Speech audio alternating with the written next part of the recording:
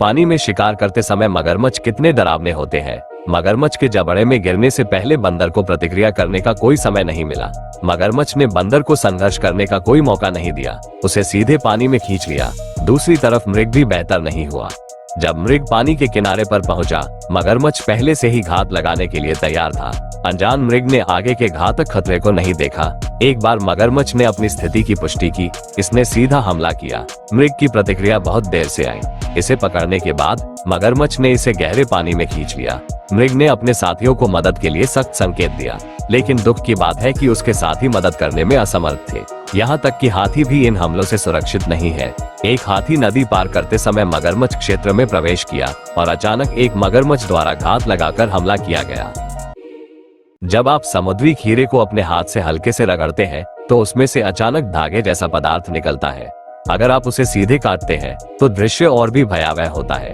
लंबे सफेद धागे तुरंत बाहर निकल आते हैं, मानो उसके पेट से मुट्ठी भर नूडल्स निकाले जा रहे हों। कई लोगों की पहली प्रतिक्रिया यही होती है कि समुद्री खीरे के सारे आंतरिक अंग बाहर निकल आए हैं।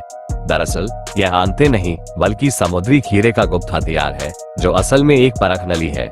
खतरा महसूस होने पर समुद्री खीरे के अंदर की मांसपेशियां अचानक सिकुड़ जाती हैं और ये लंबी, पतली, तंतुनुमा संरचनाएं उच्च दबाव पर बाहर निकल आती हैं। ये संरचनाएं पानी में तुरंत फैल जाती है, दुश्मन को कसकर जकड़ लेती हैं और उसे गतिहीन कर देती हैं। फिर सवाल उठता है, क्या इन धागों को बाहर निकालने से समुद्री खीरा मर जाएगा? नहीं, लेकिन इसकी बड़ी कीमत चुकानी पड़ेगी। मौत का यह हथियार एक बार इस्तेमाल होता है। हर बार इस्तेमाल के बाद धागों को दोबारा उगने में कम से कम कई हफ्ते लगते हैं। अगर बार बार छिड़काव किया जाए तो समुद्री खीरे तनाव की प्रतिक्रिया से मर सकते हैं। इसलिए वे इस तकनीक का इस्तेमाल तब तक नहीं करते जब तक कि बहुत जरूरी न हो। हालांकि ये ध्यान रखना जरूरी है कि सभी समुद्री खीरे इस विधि का उपयोग नहीं करते। साशिमी के लिए इस्तेमाल किए जाने वाले ज्यादातर समुद्री खीरे खाने योग्य होते हैं, जिन पर सिर्फ पानी छिड़का जाता है और उनसे रेशम नहीं बनता। क्या ये गुलाबी डॉल्फिन आनुवंशिक उत्परिवर्तन है या मानवीय हस्तक्षेप? दरअसल ये दोनों में से कोई भी नहीं है। यह एक सफेद डॉल्फिन है। युवावस्था में इनका रंग धूसर होता है और परिपक्व होने पर इनकी त्वचा धीरे धीरे सफेद होती जाती है, लेकिन व्यायाम या उत्तेजना के दौरान रक्त उनकी त्वचा में तेजी से प्रवाहित होता है। सूर्य के प्रकाश के साथ यह उन्हें गुलाबी रंग देता है। डॉल्फिन के पास प्रकृति का सबसे सटीक संवेदी उपकरण होता है, उनका सोनार सिस्टम। हम अक्सर डॉल्फिन को पानी के ऊपर छलांग लगाते हुए देखते हैं, लेकिन इन छलांगों के दौरान वे वास्तव में कई कार्य कर रही होती हैं। पहला, सांस लेना। स्तनधारी होने के नाते डॉल्फिन को सांस लेने के लिए नियमित रूप से सतह पर आना पड़ता है। कूदते समय वे अपने ब्लोहोल्स को कुछ देर के लिए खोलती हैं, जिससे तेजी से हवा का आदान प्रदान होता है। दूसरा, संचार। समूह संचार के लिए कूदना महत्वपूर्ण है। अलग अलग आवृत्तियां, ऊंचाई और गतियां अलग अलग संदेश देती हैं। तीसरा, शिकार की रणनीति। हवा में रहते हुए वे 2 किलोमीटर दूर तक स्कैन करती है, मछलियों के झुंड का सटीक पता लगाती है। अत्यधिक सामाजिक प्राणी होने के कारण डॉल्फिनें मनुष्यों के प्रति भी अपना मैत्रीपूर्ण स्वभाव प्रदर्शित करती हैं। जब वे किसी को पानी में देखती है तो वे उसे किनारे तक लाने के लिए हर संभव प्रयास करती है। यही कारण है कि डॉल्फिनें लोगों को बचाने के लिए जानी जाती हैं। यह एक असली सीन है जिसमें एक मुख्य चरवाहा लाठी का इस्तेमाल करके याक को ट्रक से नीचे उतार रहा है। चरवाहे ने कहीं और से 1 दर्जन से ज्यादा मजबूत याक खरीदे थे, लेकिन जब याक को ले जा रहा बड़ा ट्रक चरागाह पर पहुंचा तो अचानक याक नीचे उतरने से मना करने लगे। इससे चरवाहा पूरी तरह से परेशान हो गया। इसलिए गुस्से में चरवाहे ने तुरंत एक मोटी लकड़ी की छड़ी पकड़ी और उन्हें जबरदस्ती ट्रक से नीचे उतारने के लिए याक को जोर से मारना शुरू कर दिया। आखिरकार चरवाहे के जबरदस्त दबाव में याक ज्यादा आज्ञाकारी हो गए। आपको क्या लगता है, यह सही तरीका था? कमेंट करें। आप सोच सकते हैं कि हाथी के खंभे जैसे पैर जमीन पर मजबूती से लगाए गए हैं, लेकिन वास्तव में ये दिग्गज अपने टिपटों पर संतुलन बनाने वाले होते हैं। वजन के टन का समर्थन करने के बावजूद उनकी संरचना कठोर नहीं है। त्वचा के नीचे वसायुक्त ऊतकों की एक नाजुक परत है जो उन्हें कुशनिंग प्रदान करती है। ये प्राकृतिक प्रणाली गुरुत्वाकर्षण को प्रभावी ढंग से वितरित करती है, जिससे हड्डियों और जोड़ों की रक्षा होती है। लेकिन इस कोमलता के साथ एक सीमा जुड़ी होती है। हाथी अपने चारों पैरों से जमीन से कूद नहीं सकते। यह उनकी शारीरिक संरचना का एक स्वाभाविक नियम है। हाथी की चड्डी के बारे में एक सामान्य भ्रांति है कि वे पानी अपनी सूंड से सीधे पीते हैं। दरअसल ये बहुउद्देशीय उपकरण अधिकतर मानव हाथ की तरह कार्य करता है। जब ये पानी पीते हैं तो उनकी सूंड एक विशाल पानी की बाल्टी में तब्दील हो जाती है जो 9 लीटर पानी रख सकती है। वे इसे ठंडक पाने के लिए अपने शरीर पर छिड़कने के लिए इस्तेमाल करते हैं या अपनी प्यास बुझाने के लिए मुंह में ले जाते हैं। सबसे दिलचस्प बात यह है कि नवजात हाथी अपनी सूंड से पूरी तरह अनजान होते हैं और जब पानी के स्रोत का सामना करते हैं तो अनाड़ी होकर सीधे पीने की कोशिश करते हैं। उनसे अनजान ये नन्हे हाथी अक्सर अपनी सूंड पर पैर रख देते हैं जो उनके लिए एक अनाड़ी लेकिन प्रामाणिक अनुभव बनाता है। इस प्रकार हाथियों के विकास में यह एक महत्वपूर्ण चरण का प्रतिनिधित्व करता है। हालांकि सील समुद्र में रहती है लेकिन वे मछलियों की तरह पानी के अंदर सांस नहीं ले सकती। वे पूरी तरह से सांस रोककर ही जिंदा रहती है। असल में सील डाइव लगाने की तैयारी के लिए अपने नाक के रास्ते से समुद्री पानी साफ कर रही होती है। जब सोने के लिए तैयार होती है तो सील 100 मीटर गहरे पानी में तैरती है, फिर सो जाने के बाद नीचे की ओर घूमती हुई जाती है और बस कुछ मिनटों के लिए झपकी लेती है। उन्हें हवा लेने के लिए सतह पर वापस आना पड़ता है। साथ ही पानी में शार्क से भी सावधान रहना पड़ता है। किनारे पर आने के बाद उन्हें पोलर बेयर के हमलों का सामना करना पड़ सकता है। इंसानों के साथ बातचीत करते समय सील बहुत फ्रेंडली हो जाती हैं क्योंकि उन्हें अब खाए जाने का डर नहीं रहता। अगर आप किसी सील के पेट पर थपथपाते हैं तो वह तुरंत अपने 18 एब्स दिखाएगी। खुश होने पर वह अपने दोनों फ्लिपर्स से अपने पेट पर भी थपथपा सकती है। अगर उसे नजरअंदाज किया जाए तो वह मेढक जैसी आवाजें निकालेगी।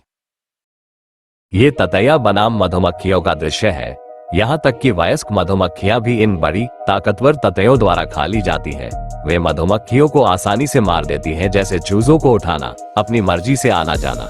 ततैया अक्सर बेधड़क मधुमक्खियों के छत्तों के पास पहुंच जाती है और मधुमक्खी के लावा को स्वादिष्ट भोजन समझती है। लेकिन आज इन ततैयों को अभूतपूर्व प्रतिशोध का सामना करना पड़ेगा। इस ततैया ने अनजाने में खुद को खतरे में डाल दिया और लापरवाही से परिधि के आसपास मधुमक्खियों को मार डाला। आमने सामने की लड़ाई में मधुमक्खियां असहाय होती है, लेकिन एकजुट होकर उनकी ताकत अविश्वसनीय होती है। वे ततैया को पूरी तरह से घेर लेती है।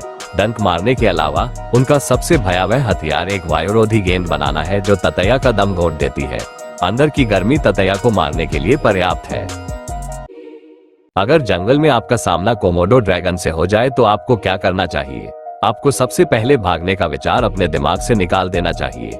ये सरीसृप अत्यधिक तेजी से दौड़ सकते हैं, जो लगभग 20 किलोमीटर प्रति घंटे तक पहुंच सकती है। यदि आप घबराकर भागते हैं तो उसकी रुचि और अधिक जागृत हो जाएगी। इसलिए सबसे समझदारी का कदम है कि आप शांत रहें। यदि संभव हो तो आपको जमीन पर लेट जाना चाहिए और धीरे धीरे उसकी हरकतों की नकल करनी चाहिए। इस स्थिति में आपका लक्ष्य उसे यह विश्वास दिलाना है कि आप उससे कमजोर और बेहतर जानवर हैं। शांति से रहकर आप कदाचित उसकी निर्दयता से बच सकते हैं। कोमोडो ड्रैगन की विषाक्तता उसके काटने के बाद जल्द ही असर दिखाना शुरू करती है। इसके मुंह में उपस्थित प्रोटीन टॉक्सिन्स खून को पतला करना शुरू कर देते हैं, जिससे शिकार की स्थिति और भी गंभीर हो जाती है। रुकावट दिमाग के सिग्नल जमा करने में बाधा डालती है, जिससे मांसपेशियों में लकवा मार जाता है। आपके लिए यहाँ तक पहुँचना चाहिए कि भागकर सुरक्षित महसूस करने का कोई फायदा नहीं है। कोमोडो ड्रैगन आपको आपकी गंध से पहचान सकता है और 4 किलोमीटर की दूरी तक आपकी खोज कर सकता है। इससे स्पष्ट होता है कि उनकी खोज की क्षमता कितनी तीव्र है। इसलिए समझदारी इसी में है कि आप शांत रहें और उचित तरीके से स्थिति का सामना करें। अगर आपको बीच पर नए जन्मे कछुए दिखें तो कृपया उनकी मदद करने या उन्हें बचाने की जल्दी न करें। रेत से समुद्र तक का सफर सीगल और केकड़ों जैसे खतरों से भरा लग सकता है, लेकिन यह असल में उनके जिंदा रहने के लिए बहुत जरूरी सफर है। छोटे कछुए बीच पर बिना मकसद के नहीं रेंगते। वे चुपचाप किनारे की खासियतों, पृथ्वी के मैग्नेटिक फील्ड, रेत का एहसास और सूरज का एंगल याद कर लेते हैं। यह उनका नेचुरल जीपीएस बन जाता है। कई साल बाद बड़े होने पर वे इसी याद का इस्तेमाल करके अंडे देने के लिए अपनी जन्मभूमि पर लौटते हैं। अगर हम इस जरूरी सफर में रुकावट डालते हैं और उन्हें सीधे समुद्र में डाल देते हैं तो वे सुरक्षित जगह याद नहीं रख पाएंगे और विशाल समुद्र में खो जाएंगे और कभी घर वापस नहीं आ पाएंगे। कुछ लोग सोचते हैं कि सीगल आज गिलहरियों को खाने की हिम्मत करते हैं, कल वे इंसानों को खाने की हिम्मत कर सकते हैं। हालांकि यह सिर्फ एक मजाक है, लेकिन इतने बड़े खरगोश को एक ही घोंट में निगलने से उनकी असली प्रकृति का पता चलता है। अगर आप सीगल के सामने फ्राई फेंकने की हिम्मत करते हैं तो यह आपकी कार की खिड़की को बेधड़क चोंच मारकर टुकड़े टुकड़े कर देगा। हैरानी की बात है कि कबूतर सीगल का पसंदीदा शिकार है। स्मार्ट सीगल उन्हें पानी में डुबाना भी जानते हैं, फिर खुशी से दावत करते हैं बेशक उपहास सीगल की प्राथमिक प्रतिभा है। न केवल वे लड़ाई जीतते हैं, वे आत्मसंतुष्ट मुस्कान दिखाते हैं, यहाँ तक कि जब उनके साथी गिरते हैं वे किसी से भी ज्यादा खुशी से हंसते हैं। अगर वे सिर्फ निर्दोष प्राणियों को धमकाते तो यह एक बात होती, लेकिन बेशर्मी से हंसों के बच्चे चुराना बस बहुत दूर जा रहा है। वे तुरंत अपनी जगह पर आ जाते हैं। इन सपनों जैसी रोशनी और परछाइयों के पीछे अनगिनत बेरहम शिकार छिपे हैं। ये तारे वेटोमो गुफाओं के जुगनू हैं। हर लावा लगभग 70 चिपचिपे धागे निकालता है जो देखने में जादुई सपनों जैसे लगते हैं, लेकिन असल में जानलेवा जाल होते हैं। वे नीली चमक से कीड़ों को लुभाते हैं। एक बार छूने पर शिकार चिपचिपे धागों में फंस जाता है। जितना ज्यादा वो छटपटाता है, जाल उतना ही कसता जाता है, जब तक कि वो उनका खाना ना बन जाए।